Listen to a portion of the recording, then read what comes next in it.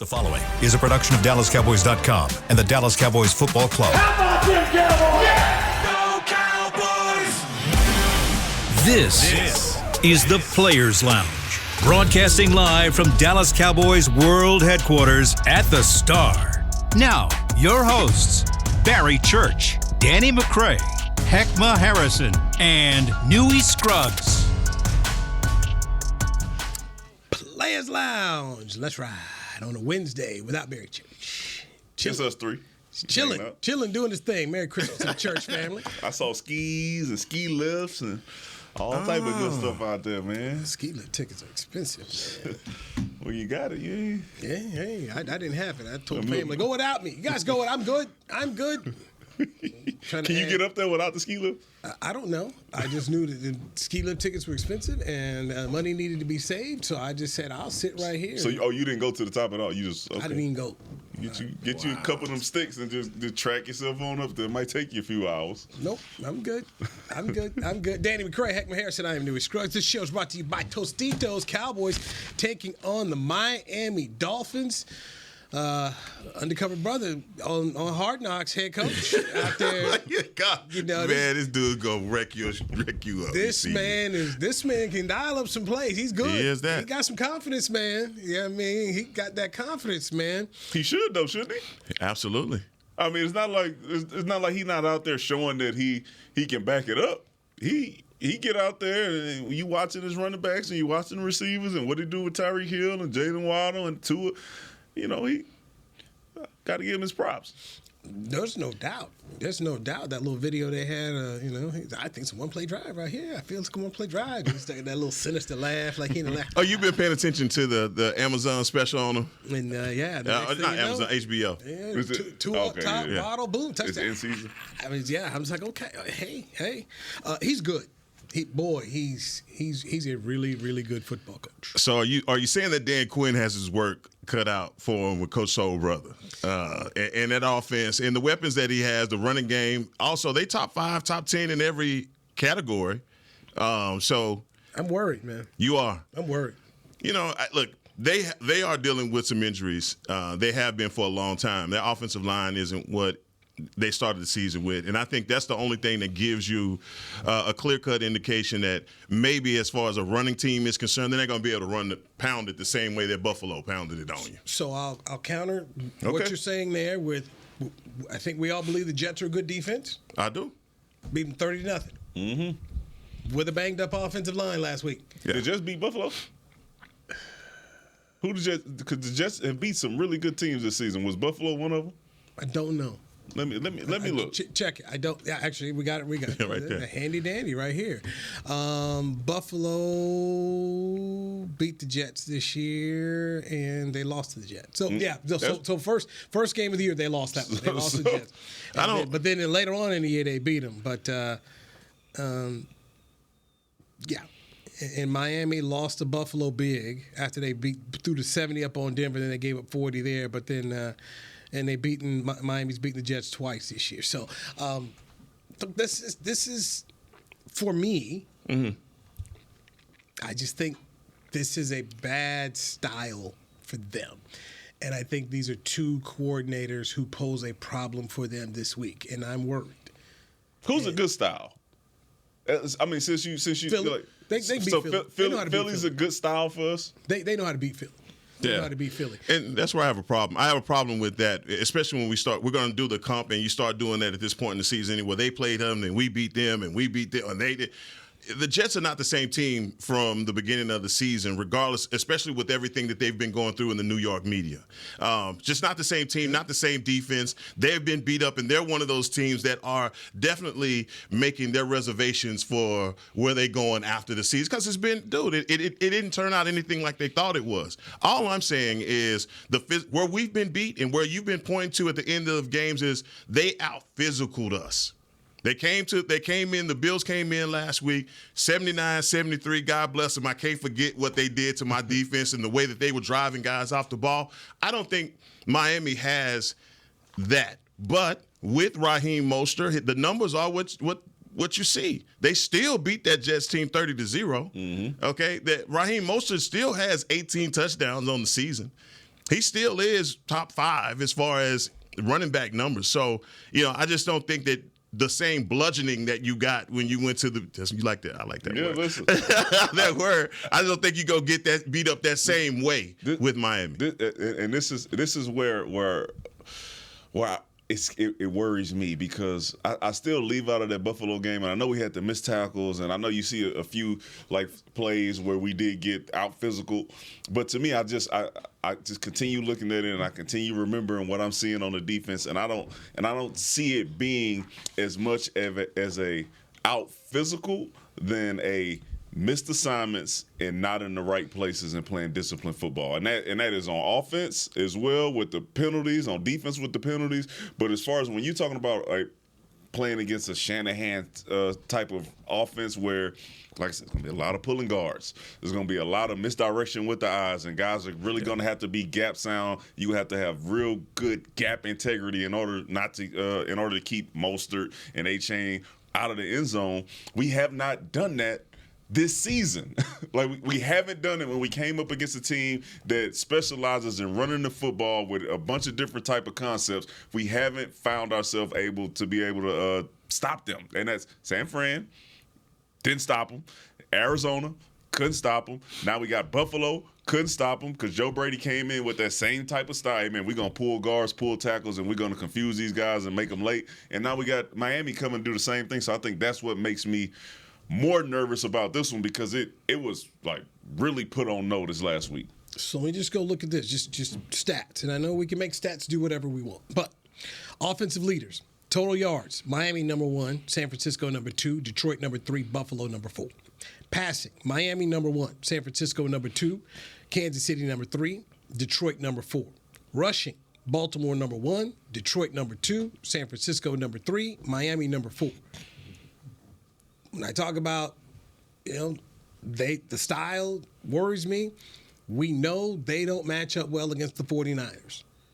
This team is offensively taken from the San Francisco 49ers. And so that's why I look at this and I kind of just go back to what I did at the beginning of the year, not staying true to it last week. I had these 2 losses on the road in December as losses. And right now, without Hankins there, and what we saw from Mozzie, or not enough what we saw from Mozzie, how do they get this fixed? I think 14-33 for the Cowboys defensively. This is a tough matchup, and I'm not necessarily blaming them. These are guys you expect them to be backups who are thrust into some starting roles. Maybe Dan Quinn can fix some stuff, but right now, this old Parcells line, all I can go by is what I see. No, and I believe what you're saying, and I wanted to go kind of pull back a little bit and just say, in the 4 losses that we've had this season, they've been because we have been out physical at the line of scrimmage. 767 yards rushing in those 4 losses. And you come up against, like you talk about, a Miami team that has the ability to run the ball based off of those numbers that you see. I just feel as though as a defensive front, especially when I'm go back to games versus Philly or other teams or opponents that had a physical running style, you still have the compensity or the ability to stop teams from running on you. You've shown that you can do that. Now here's another opportunity for you to do it, because, again, if you don't stop it, you're definitely going to get it the week after next. And then after that, you're going to get it the first week in the playoffs as well. So it's not an if. We have to stop the run. I think that's right, because I think the question is, though, have we been able to really stop a team who said they were going to come in and they've been a top 5 running team, and we turned them into a team that did not look like a top 5 running team? And this is over the last 3 years. Have we faced a team where we knew coming into the game, this is the type of game it's going to be? This is the type of scheme and the type of run concepts that you are going to face, and then we come out of the game saying, oh, yeah, I feel real good about where we at defensively, defensive line-wise, and on our second level with our linebackers. Have we had that over the last couple years? That's a good question. That's a good question, and not knowing the answer to that, I do know that you've had 2 back-to-back 12-5 seasons. In those 12-5 seasons, you've played teams that had a running style, or at least tried to and came into the game with a game plan to run the ball on you. Right now, we're looking at a San Francisco and saying, okay, this is what gives us trouble. Blockers getting to the second level, blocking guys in the run scheme and the run fit. And if you're pointing to that and saying, okay, Miami is a mirror image of San Francisco, and this is what they're going to try and do to you, I think based off of personnel, I say they can't. Who can't? That they can't do it to us. Miami. I'm gonna put my hand up right here and I'm gonna say we not gonna stop them from running the ball. Okay, then that's the challenge this week because I'm making my case because there's no way that Dan Quinn is sitting over there in his office seeing that teams are playing him this way and not saying, okay, we got to load up and do everything that we possibly can to stop it. Because if it's gonna be in Dan Quinn we trust, we can't be talking out of both sides of our neck saying that they can't stop the run. Well, no, but we've been saying this. I've been trusting in Dan Quinn for years and we ain't been able to stop the run. Like you come out of the San Francisco game 2 years ago saying, hey man, we need to figure out a way to stop the run. We got out physical on defense a little bit, but we need to get better. You go in there and you draft a guy in the first round because you play San Francisco and you're like, hey man, we still haven't buttoned that up. We still are not a team who we can get in there and stop the run when we need to. And then this year you come out and I think third game of the season, second game, Arizona, you give up 200. You play you play San Francisco again, the team that you built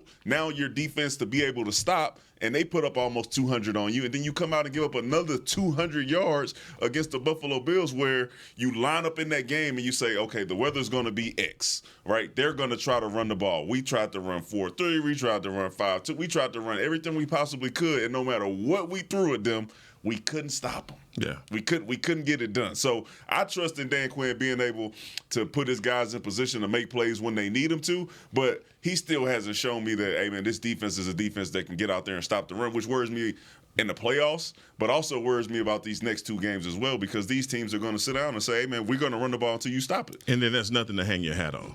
Then there's nothing to hang your hat on. There's nothing as far as this defensive identity that you can say, all right, we're gonna go into games and we're gonna beat them based off of the fact that we do this. Pass rush. That's why to me now it's Dak. It's coming out of the bye week with the way that the offense has been rolling. It's on Dak, right? Can we get a lead? Can we play from ahead? And then we allow our pass rushers to get in there and make those type of plays to where Stephon Gilmore and Deron Bland are in position and then get turnovers because that's when we play our best, when we're playing from ahead. And Michael Parsons and D-Law and Odighizu and all those guys can get out there and rush the passer. You're right.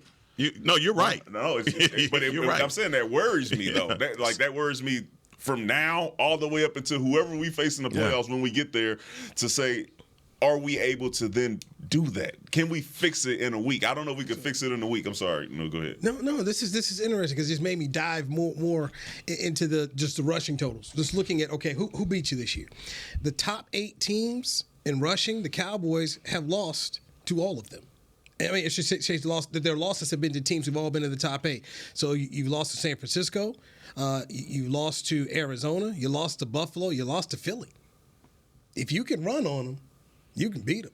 This is the secret sauce. And then on the flip side of that comes into, all right, you're running on them, you're getting a lead, and they're not getting a lead on you, so you're able to go ahead and run. In the past, when the Cowboys have been able to get up on you, they've taken away that ability for you to just kind of be patient and run the ball. But I'm just looking at trends. You know, if I was doing the financial analysis right now and I'm looking at the run defense, I'm like, okay, this week it's a problem because it fits right into the blueprint of how you beat the Dallas Cowboys on the road. Yeah. Okay, beat them on the road, get them at your spot, run the ball on them. You got shot, and this is Vegas having them as a 1.5 to 2 point underdog right now. I feel like this is legitimate, and until they show me they can stop this. And it's not just Dan Quinn telling me that, okay, we weren't sound in some areas here where our secret sauce was and the missed tackles and we got to clean it up, get ready to go. I got to see it because I can't trust him. No, and I'm not asking. I'm not asking for anybody to trust because you don't have any time proof or consistency when it comes down to that because the teams that you just mentioned have all beat them, and Miami is the other team that you haven't mentioned that we hadn't played yet, right? That is in that number. And Detroit. And so, again, you come up against teams that you know what they're going to do. We talked about it last week versus the Bills. What did you say? If we take this game out of Josh Allen's hands, we are in what? Trouble.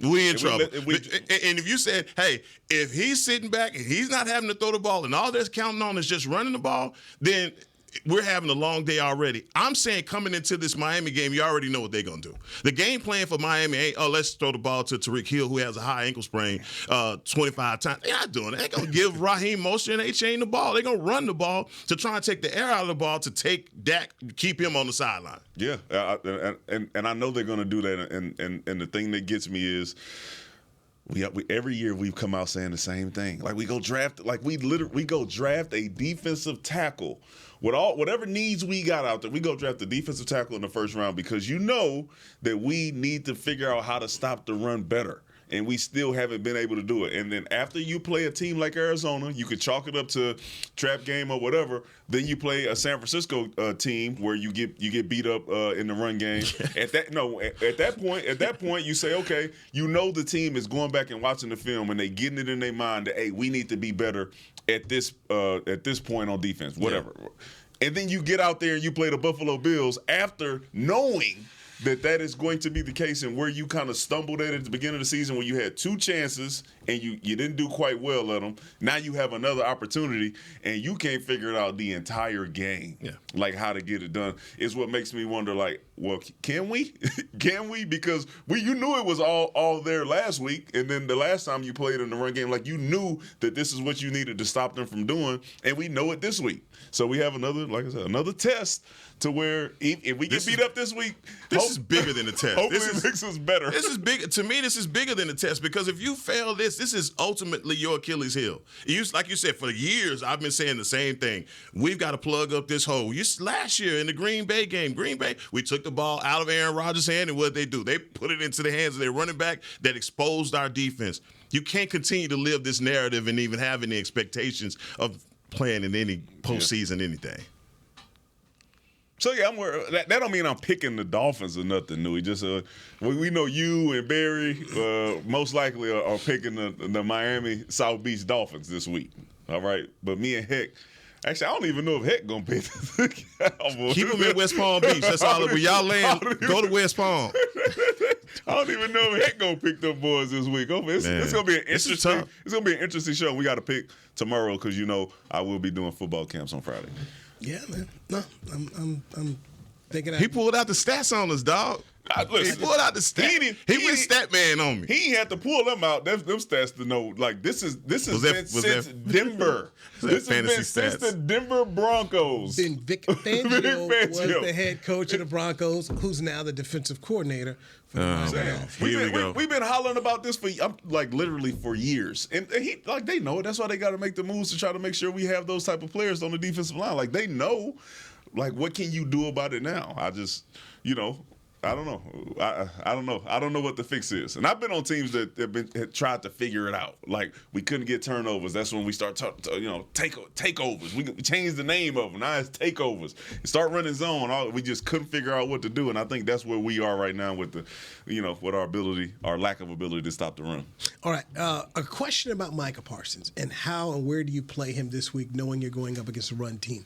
Let's do that with Heckma Harrison. Got Danny McCray. Barry Church has a day off from Newey Scruggs. Players Lounge brought to you by Tostitos right here on DallasCowboys.com radio.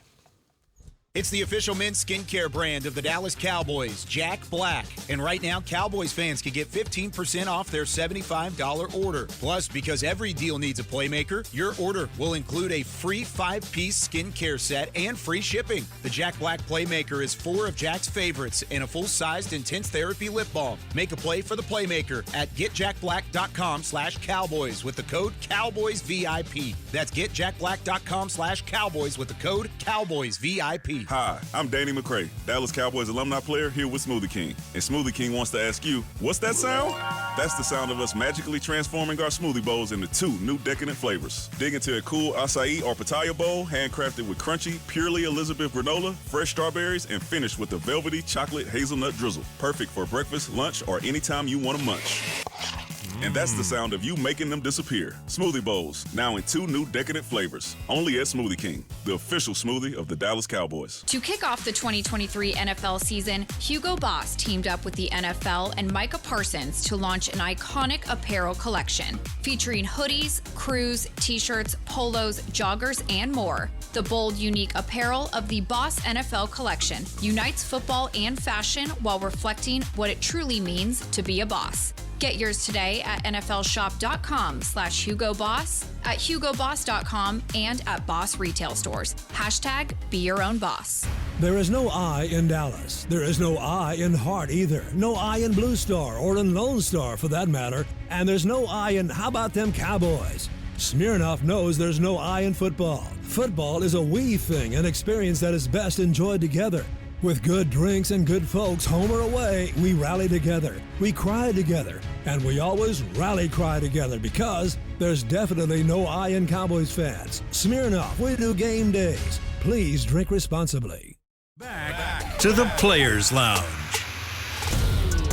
Sean Polite is your 2023 Cowboys Fan of the Year, and now he needs your help. Vote for Sean to be given the ultimate title of NFL Fan of the Year, presented by Captain Morgan, by casting your vote at NFL.com/Fan of the Year. Good luck to him. Good luck. Thank you, Heckman Harrison. Sean You and the Polite. Players Lounge brought to you by Tostitos. Got Danny McCray. I'm Newey Scruggs. And the Tiny Desk concert, did you check out Oh, man, Scarface? come on, man. Brad Jordan, Man. best in the business.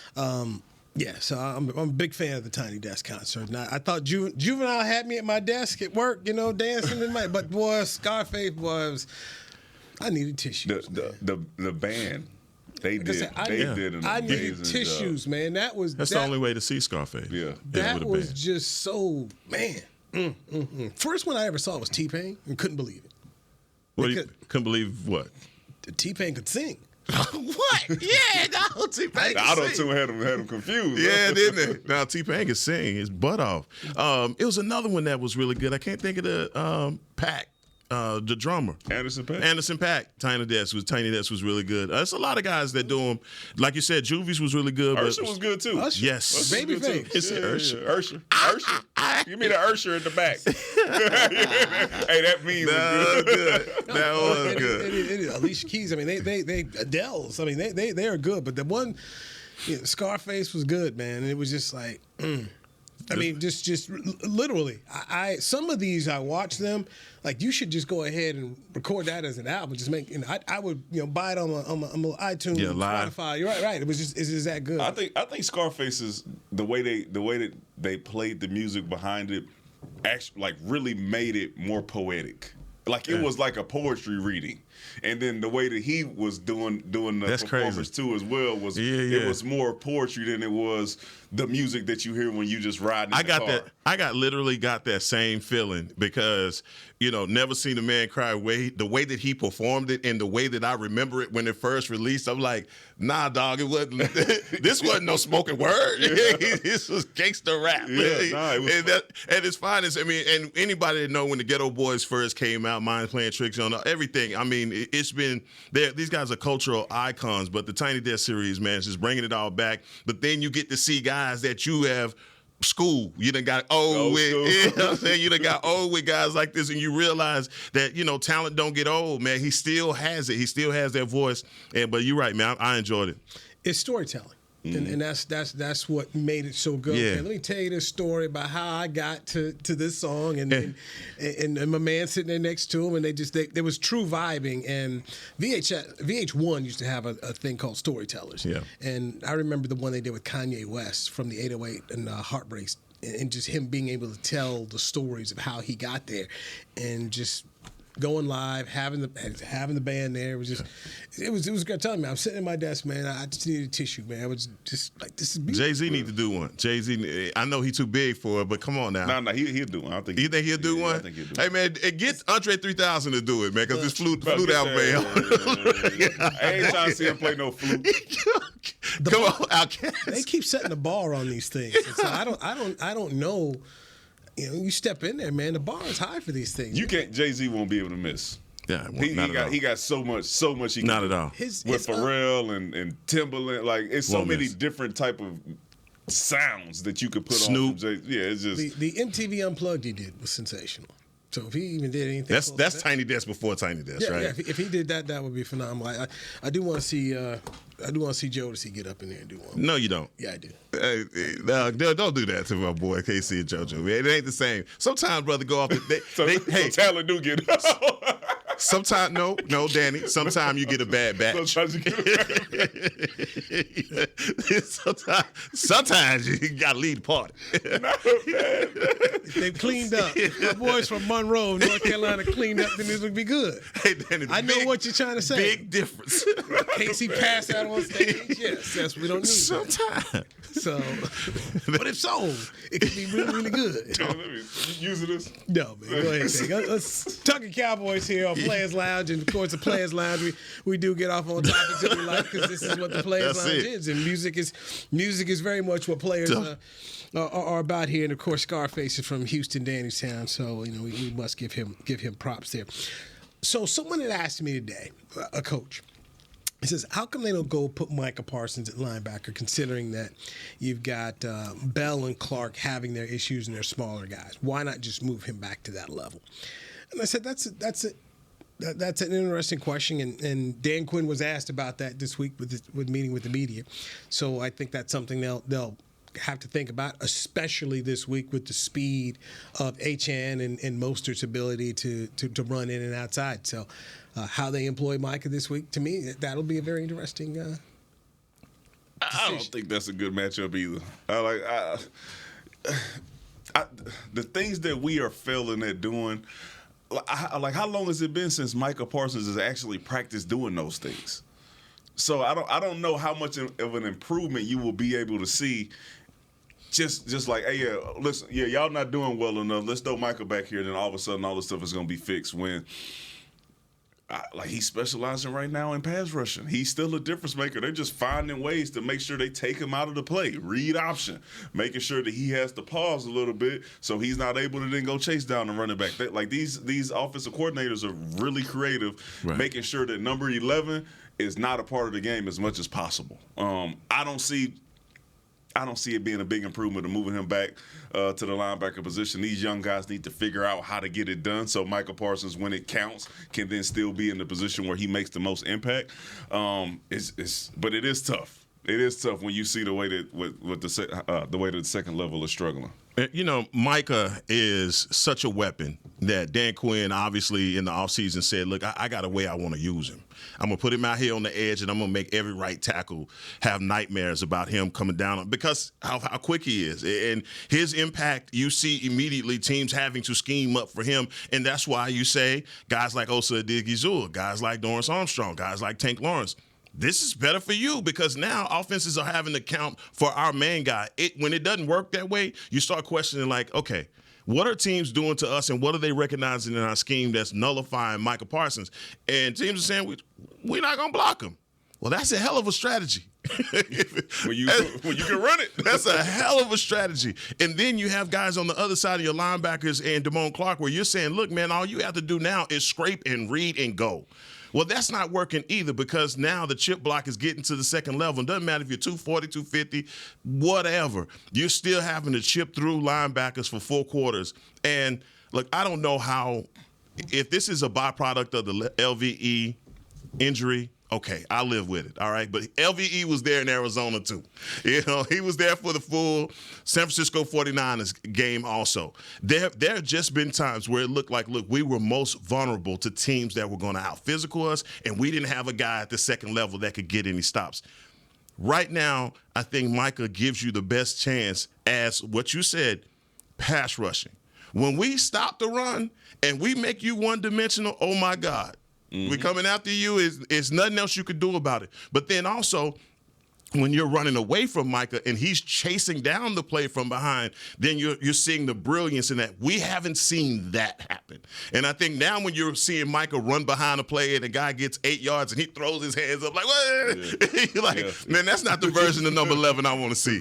It's not positive. I think the good thing about it is you don't have Josh Allen at quarterback this week, so that read option won't have as much of an impact as it had last week because you don't have to defend. Tua ain't running. You don't have to defend him like you had to defend Josh Allen. So I think that'll be a positive, but you still got to stop those base running plays, those base tackle trap, pull, counter. You still have to be able to stop those because if you don't, I think you'll see another game like you saw last week where the quarterback ain't throwing it much and, Mostert and A-Chain just taking turns on you. Micah spoke out against the media this week on his podcast. He did. Your thoughts? Yeah, it's one of those things for me, as we talked about the guys going into podcasting earlier, that, if it's a distraction from what you do, I don't want to see it. I don't want to hear about it.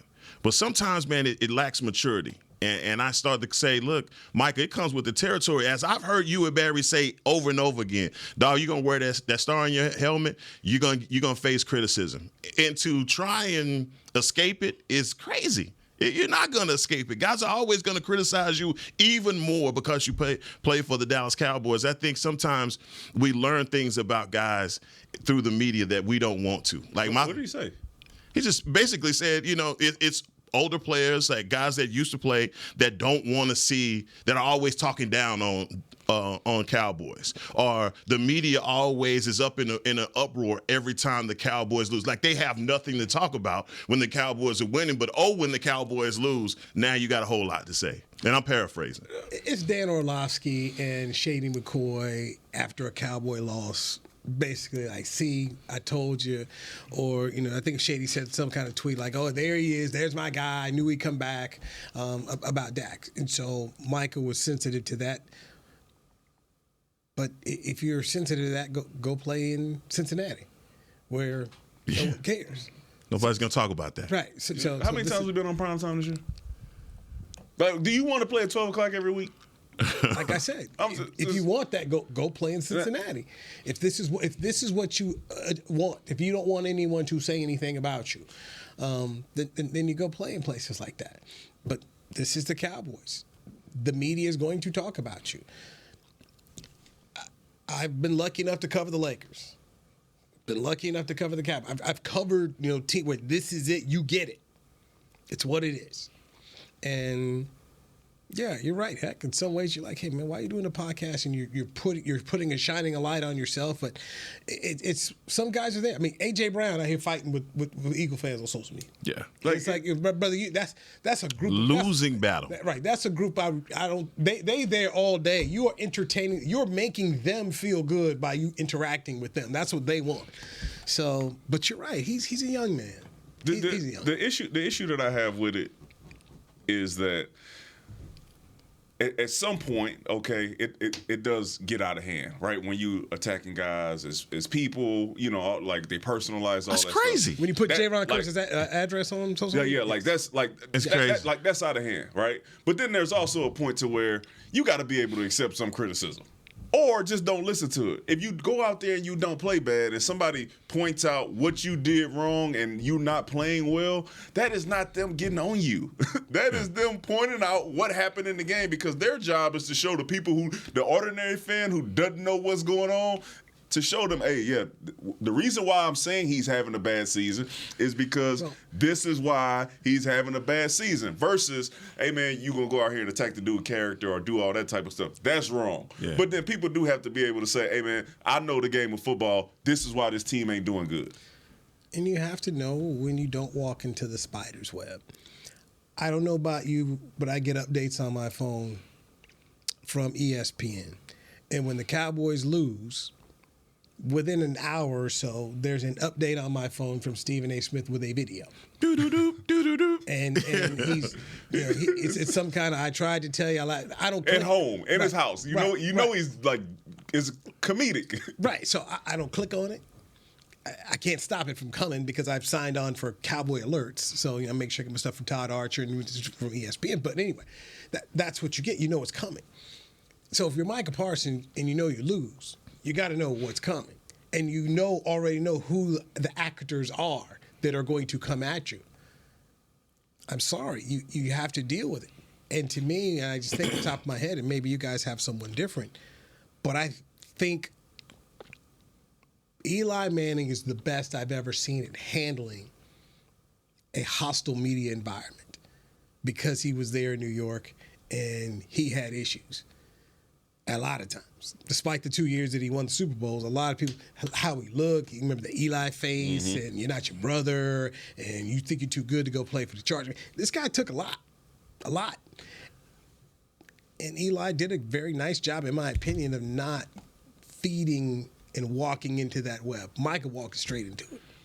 trying to fight his way out. You can't fight. I didn't grow up in an era where there was a 24-hour news cycle on sports, and I think that's the difference too. I mean, it's round the clock. It never ends. If you get up 3 o'clock in the morning, you want to watch something sports news wise, you can go and do that. And now you have more access, and especially through social media, guys think they could do what Danny McCray did. You know, you think you can walk that undrafted free agent mile to make a career in the NFL? Good luck with that. You know, and I'm saying that to say that now that the casual fan has access to you directly, and I can insult you to get a response from you, now I got you. Because now I know how you operate. All I got to do is insult you.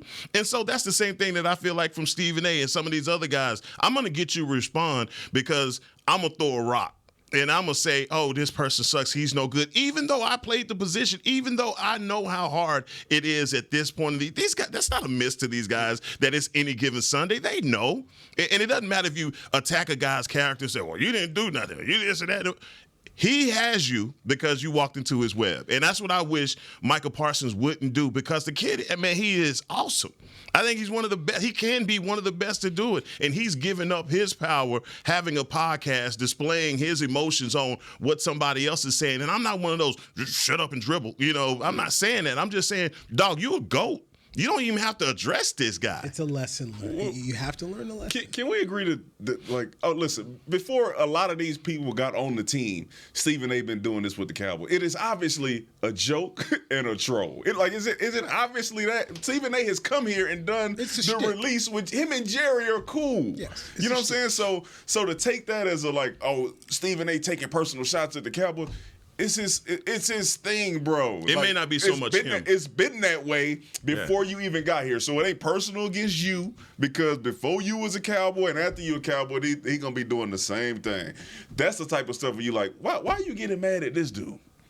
You know, like you said, you know he's gonna do it. You know he's gonna do it. And then him and Jerry gonna have a conversation about it. He gonna be out here on the plaza doing First Take. So Danny McCray is able to speak as a retired player, a father. You're right. An educated man with a you know what he'd have been like. You know what he'd have been like. And you know, so you have this. He's not that. Hold on now, because I had some bad games. They was on me.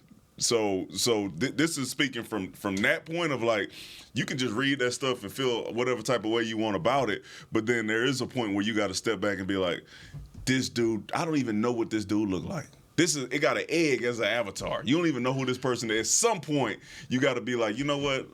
But he just insulted the hell out of you. He did. And you can do it once or twice. You can do it once or twice, but eventually you got to be like, all right, I'm good. And that was 22-year-old me, but now 36, 35-year-old me. I do see it a lot different. And we all get caught outside. We all get caught. My man Brad Towns with the Mavericks was getting into it with a guy, and I just DM'd him and said, you know, you battling with a dude named Obi-Wan Jeroni. Obi-Wan Jeroni. This the guy got you hot. He got 13 accounts. He said he hates you on all 13 of them right now. And Brad was just like, you know what, man, you right. All right, let's take our final break here on the Players Lounge. My Deep by Tostitos. To kick off the 2023 NFL season, Hugo Boss teamed up with the NFL and Micah Parsons to launch an iconic apparel collection featuring hoodies, crews, t-shirts, polos, joggers, and more. The bold, unique apparel of the Boss NFL collection unites football and fashion while reflecting what it truly means to be a boss. Get yours today at nflshop.com/HugoBoss, at HugoBoss.com, and at Boss retail stores. #Be your own boss. Hi, I'm Danny McCray, Dallas Cowboys alumni player here with Smoothie King. And Smoothie King wants to ask you, what's that sound?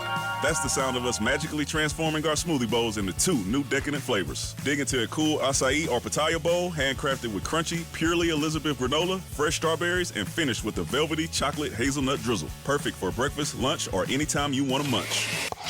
And that's the sound of you making them disappear. Smoothie Bowls, now in 2 new decadent flavors. Only at Smoothie King, the official smoothie of the Dallas Cowboys. It's the official men's skincare brand of the Dallas Cowboys, Jack Black. And right now, Cowboys fans can get 15% off their $75 order. Plus, because every deal needs a playmaker, your order will include a free 5-piece skincare set and free shipping. The Jack Black Playmaker is 4 of Jack's favorites and a full-sized intense therapy lip balm. Make a play for the Playmaker at getjackblack.com/Cowboys with the code CowboysVIP. That's getjackblack.com/Cowboys with the code CowboysVIP. I'm Dak Prescott, quarterback of the Dallas Cowboys. And they snap it to Prescott, who looks right. It's not there. He escapes left. He'll run for a first down. Just like football, when it comes to crypto, it's important to have a team you can trust. With blockchain.com, I know I'm in good hands. Since 2011, they've been trusted by millions around the world to buy, sell, and trade cryptocurrency. Prescott's going to run this himself. Run it up the middle, and he scores. Whether you're new to crypto or an active trader, they've got you covered. What are you waiting for? Get started at blockchain.com. Back to the Players Lounge.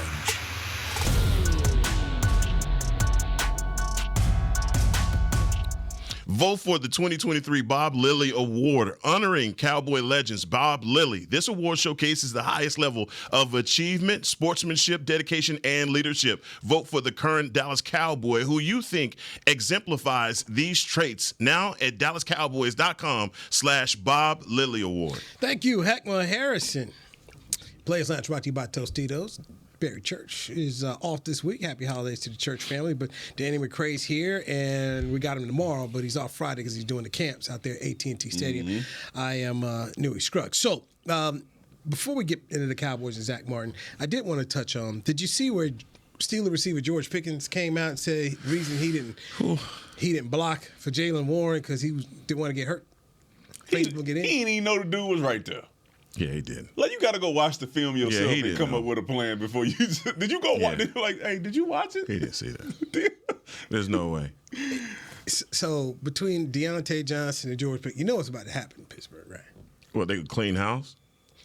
The receiver coach won't be there. Yeah. The head coach has a good chance of returning because of the consistency of the organization. But, the receiver coach, man, the dude killing him. This dude's done. I don't even know his name. I saw a picture of him one time. I hate it for coaches that get fired for stuff like that, too. I'm like, bro, you know I told you not to do that.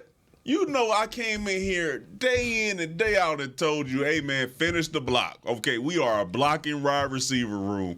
And then you turn on the film, and then everybody start talking about that one play, and it's like, well, somebody got to take the fall for that. Yeah, that's a bonehead. That's a boneheaded thing to say, though. You know, it's really just kind of stupid. Well, then he went on like, I didn't want to be a Tank Dell situation.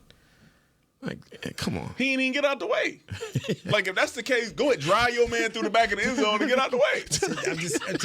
I'm just listening to all like, bro, somebody tell you. Maybe Daddy would say, he not go in the locker room and say, heck, man, I'm going to tell him this. What you think? Let me run it by you before I go out there. He told his cousin. he told somebody's little cousin, a family member, so they're like, yeah, that's right. Like Tank Dell, cuz. You'd be like, Tank. You see what happened to Tank? Yeah, they be like, come on, bro. Be better. That's bad ball. No, that's bad ball. And the thing is, they have this thing called the Steeler way. And them people, they have long memories for stuff like that, man. And it's unfortunate. It's unfortunate for him because obviously he's a young talent that everybody's recognized that this guy can be outstanding if they can find somebody to get him the ball. It's been a frustrating year for Steelers receivers, but stuff like that, that is just. They don't do things like that in Pittsburgh. Call Adam Henry and get him from Buffalo, do something because there'll be a new wide receiver coach. You can shake back from it though, because I remember Zeke shook back from his when I think they threw the interception and then they got him walking on the field instead of chasing it down. What you remember Zeke for now is up there with New England, going to make a game-saving tackle. Having the biggest game of his year that game. So I think he'll be all right. But that wide receiver coach, they ain't got him fired. Yeah, he's cooked. He's got him fired on Christmas. Zach Martin. If Zach can't go, where's the confidence level at? Mine is fairly low without Zach. Last time we didn't have him was in the Arizona game, and that didn't go well for us. So. I think there's where, that's a pressure position for us. We like to do a lot internally, and that's Mike has gotten this offense going. When we've seen him at his best is when the running game is operating in between the tackles. Guys like Zach Martin does also pull out.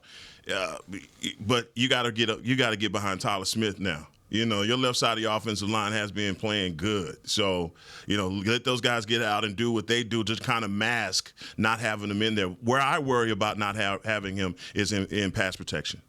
That's the biggest part for me. My confidence level it get lower and lower every day. It get lower and lower every day.